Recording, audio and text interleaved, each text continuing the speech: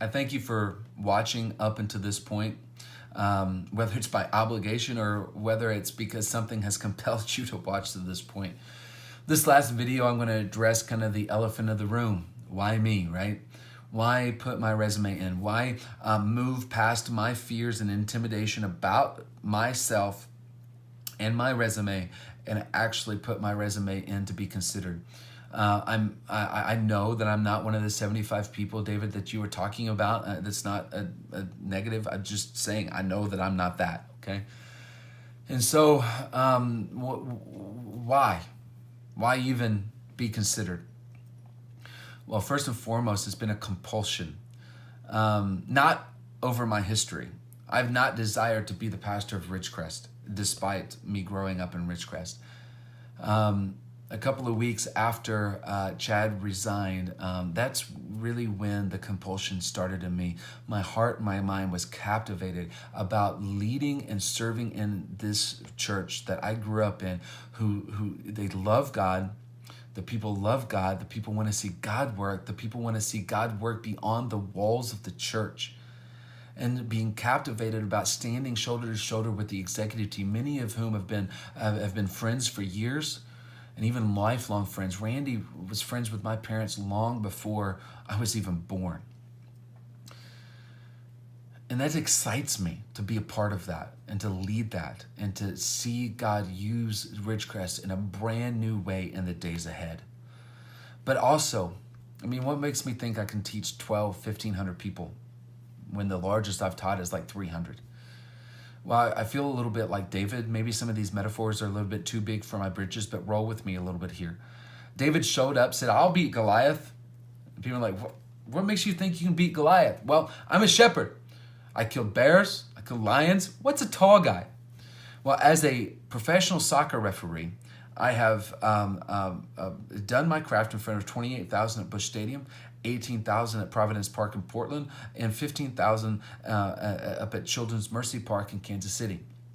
And so, I've been booed by 15,000 people, so what's 1,500, right? God has put teaching as a drive inside me, no matter what size of stage it is, no matter if it's 1,500 people or it's just a few people with a video and a blog and a podcast. Wherever I can get the gospel out, that's what God's put inside of me. But also the leadership aspect. I'm an apostle by nature as well.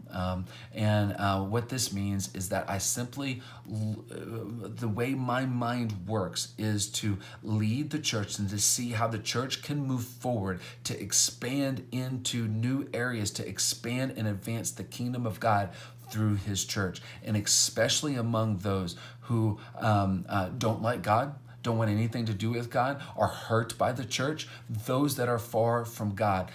That's how I naturally lead inside of a church, just is to go, man, how can we expand this thing? How can we move forward as a church into people's lives who are far from him?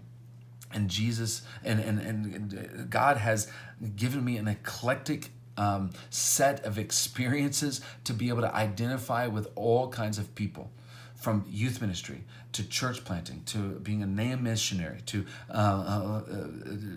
being a part of chambers of commerce, to recently buying a business, working in retail, being a referee and making relationships all over the nation that way. I mean, he has given me and my wife a ton of experiences to be able to identify with a lot of different types of people. And I believe that gives me an advantage of being able to lead a group of people that is eclectic. It's not been a small church, a medium church, a large church, and voila, that's a career, right? It's been much more eclectic than that. But God has utilized those to be able to impact and to have impact into different types of people.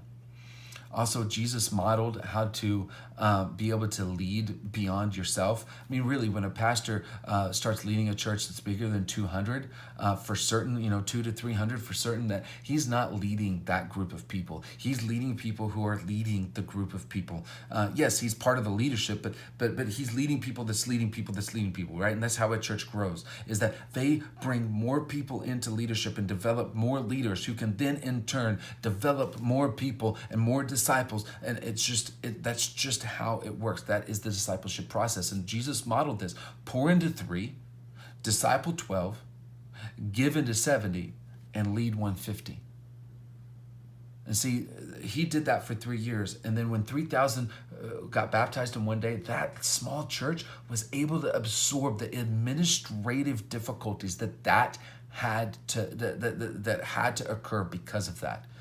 I mean, the church should have buckled underneath the weight of that administrative potential nightmare. But because Jesus modeled leading those leaders, they were able to absorb that and to be able to continue to grow because of that.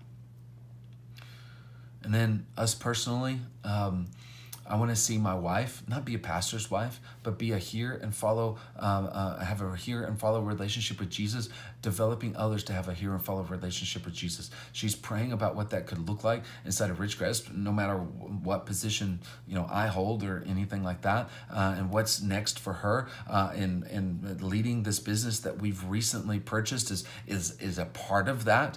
And then for our 4 boys, I don't want them to be pastors' kids. I want them to be people who hear and follow Jesus, developing people who hear and follow Jesus. And as my oldest is getting into kind of the youth age of seeing God continue to develop, and he continues to hear from Jesus and follow him about what God has in store for him. And I look forward to that, look forward to being a part of that, but more importantly, looking forward to being a part of a church that will help him develop in that and help all of them develop in that, not just being a pastor's kid.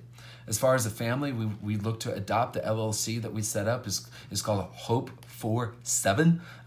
We're 6 right now, and we're hoping for 7 through adoption. We've engaged with the One U Project and Wendy Farrell and hosted a Ukraine orphan, and my wife's gone over there, hoping to take my son over there on a trip as well. And we want to see God continue to bring us into more financial freedom so that we can give more and go more to expand the kingdom in all areas of the world. So that's a little bit about us, where we're at, and why me.